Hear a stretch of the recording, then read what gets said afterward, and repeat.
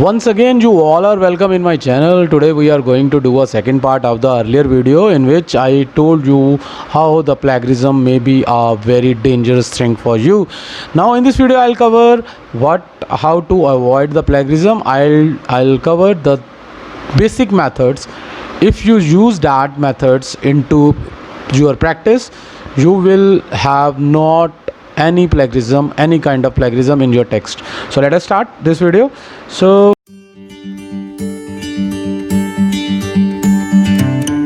first one is use paraphrasing. In the earlier video I'll explain what is paraphrasing, but I'll promise you to tell you how to write a correct paraphrasing. So read the passage several times to fully understand the meaning. This is the first step. Whenever you want to do the paraphrasing, read the passage several times to understand completely what its meaning is. Second one is note down the key concepts. Yes, this is again a very important. Note down on one paper what are the key concepts that you get after reading that paragraph. Write your own version of the text without looking at the original. Don't look at the original again, because otherwise you copied it. So this is another very important tip. Next one is compare your paraphrase text with the original passage and make minor adjustment to phrases that remains too similar. Still, if something similar is there, you have to taken care that also. So move toward the next. Cite the source where you find out that idea. Keep a track of the sites where you visited to write that your own paraphrasing. So keeping these all points in mind, you can write a good paraphrase. I'll show you one example.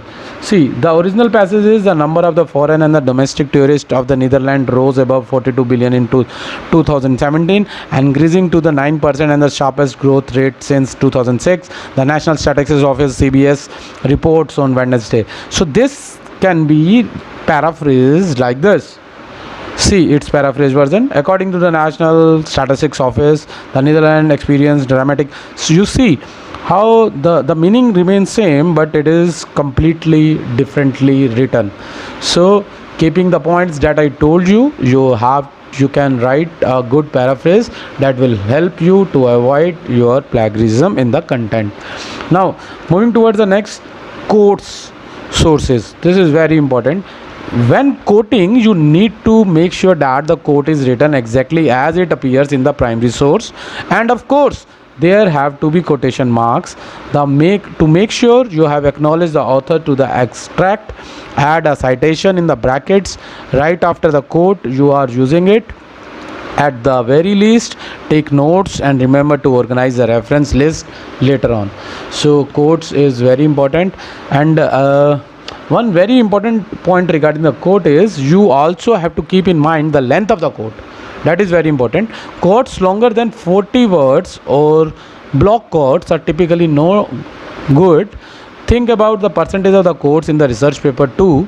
Having too many quotes in your work is not recommended either, as it makes the reader questions about your level of experience.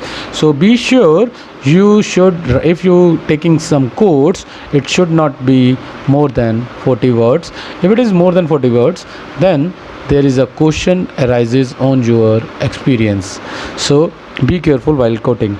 Now move towards the next one, cite materials. Right, this is again a very important. This is one of the most effective ways to avoid plagiarism. This is because a proper citation contains all the necessary information about the original work and its author.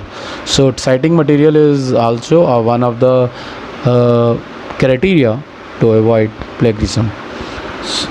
To be able to cite the material correctly, you need to be aware of the guidelines for the citation styles your institution using it.